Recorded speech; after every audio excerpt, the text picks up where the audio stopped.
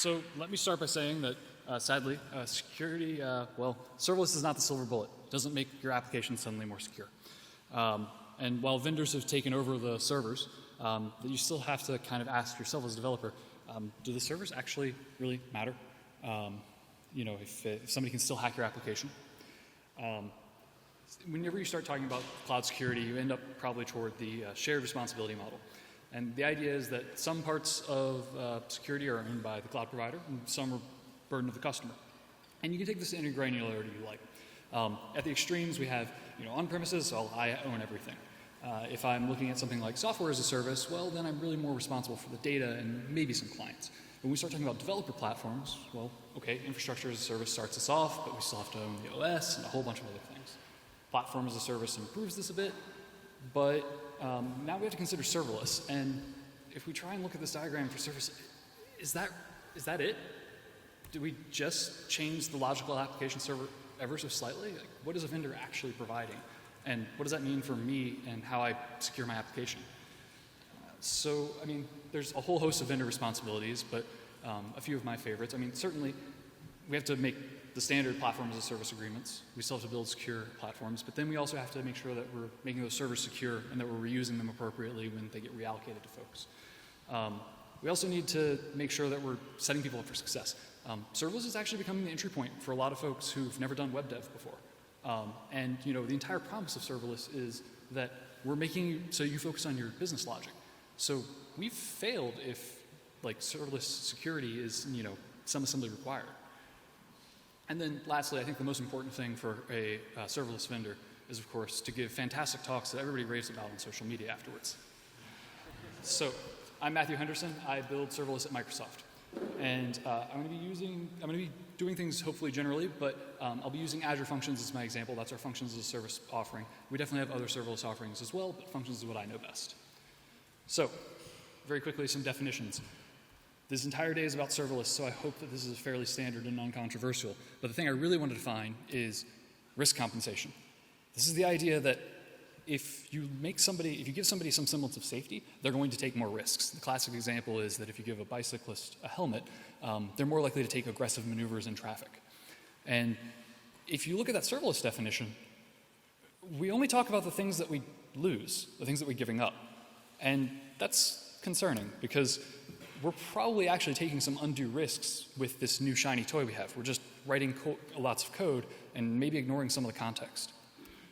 So bear with me. I'm not actually saying that we rename serverless, but I think we do need a framing. For at least for the next few minutes, let's throw away the loss framing that comes from the word serverless and instead think about what we're adding. We're adding lots of services to our applications. We're doing things in a more cloud-native capacity. That warrants some new terms. And frankly, when you start thinking about them as serviceful or cloudful, it sounds like we have more responsibility now. Maybe what we've been doing in the cloud before was us cutting corners, and maybe we can't get away with that in a serverless world. So let's play a game. Spot the vulnerability. Right here, I have a bit of JavaScript that is just receiving a GitHub webhook, and whenever I see a pull request, all I'm going to do is post a comment saying, hey, thanks for the contribution.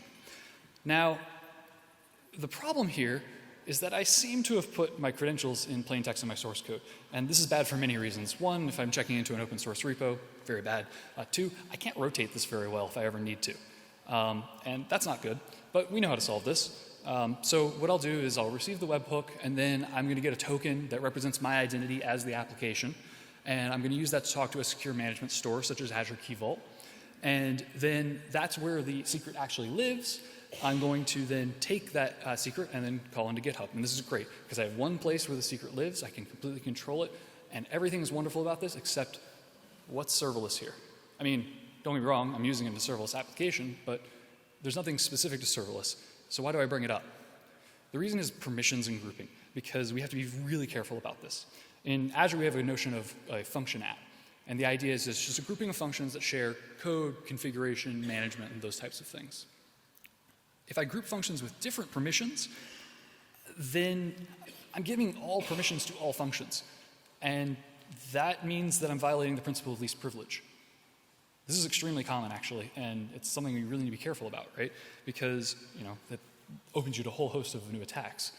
So what I should do is actually split my function app up by permission. And that way, things are nice and clean. I also get the benefits of a function app can be a unit of deployment. And so that means that I can actually set myself up for a good CI/CD pipeline and microservices approach. Okay, so now, let's say we're running a factory floor and we need to monitor all the devices that are actually building stuff. So shame on me, I'm trying to trick you here because the problem with this diagram is literally every component in it. And also every connection in between them. And the fact is with serverless architectures, we have a lot more connections and a lot more data in flight. And we need to look at all that really closely. I mean, there's greater surface area for people to attack. And it's not that we didn't have architectures like this before, but again, with serverless, it's a lot more common. So here's where that gets bad. This is a harmless function, right? I'm just taking an HTTP request and I'm putting something onto a queue. And the problem here is actually the data that I'm putting on the queue. It's coming from the HTTP request. So this isn't that bad, right? The queue should handle it. But you can't always trust your downstream service. Especially if you're doing microservices, somebody else might be responsible for that and you don't really have visibility into what's happening. So here, straightforward injection attack. But this could be any number of other issues like a third-party dependency problem or anything else. And so I could have stopped that at my level in the HTTP trigger. So kind of when you're evaluating different components of your serverless architecture, you really need to be looking at both inputs and outputs. I mean, yes, we should all be very good and prevent injection attacks. But we should also make sure that we're validating our outputs and that we're being good citizens of our architecture. We also need to make sure that, when we're receiving HTTP requests or APIs, that our callers are authenticated, have the right permissions. But as we saw before, I also need to make sure that I'm not granting more permissions than a given function needs. And serverless scales so well that people are calling denial of service attacks now denial of wallet because it'll scale, you just have to pay for it. That's great, but what about the things that are downstream? Am I overloading my other services? Are they able to keep up with the scale? One of the strangest pieces of feedback I've gotten about Azure Functions is that we scale too well, which, sure, I guess relative to the rest of your application, but yeah, that was very surprising. So how does that manifest? Well, okay, let's say I want to send a push notification letting people know that there's a new offer available for our application. So I'm going to send something through notification hubs and it goes down to a device. That's great. And then that device is going to call into another Azure function. So this is a classic push to pull model. The problem is when I have lots of devices. And then that means that I have lots of requests coming in. And so serverless scales, great, until we get to something else downstream, something that's not as scalable. And then all of a sudden we found a new bottleneck because now all my requests are going there and everything comes to a halt. We're back to a denial of service. You can't necessarily get away with it just because you're using something that scales really well. Now, networking is where things get bad because we don't have a lot of options, at least compared to platform as a service, which has a whole lot more. And fortunately, functions can run in both serverless or dedicated capacity, but that's kind of a shame if we have to have folks pay for dedicated infrastructure and get away from serverless just to get the features they need, right? So this is something we're actively looking into and working on, but honestly, the story today is not so great. We also have to reevaluate how we handle security in terms of monitoring and detection and things like that. I mean, a lot of the classic tooling depended on you actually being able to plug something into your application server. You don't have that anymore. So those tools aren't useful. Now granted, there are lots of folks who are building new serverless solutions, but it's still early days. Similarly, we've been talking about the fact that I have lots of connections. Well, that means that I need lots of distributed logging, and that means I need to do with correlation IDs and all sorts of event sourcing and things like that. So the good news is, hey, we actually have a community here that can help navigate some of these rough waters. Look around the room, these are all the people that you can now have a security conversation with, and they look really friendly, right?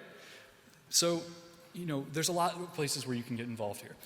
I mean, first, let us know what you need. Help us prioritize what types of things you need from your serverless platforms. You can reach my team on Twitter or through any of our GitHub repos. You're already taking the first step by just listening to me ramble on here because, security is worth doing right And so that means it's worth our attention. It's worth us spending time actually as a collective group working on fixing. As I mentioned before, this is the first entry point to the cloud for a lot of folks. We need to help them out where we can and make sure that we're being good stewards of the community. And again, just make sure that you're continuing to keep this community awesome.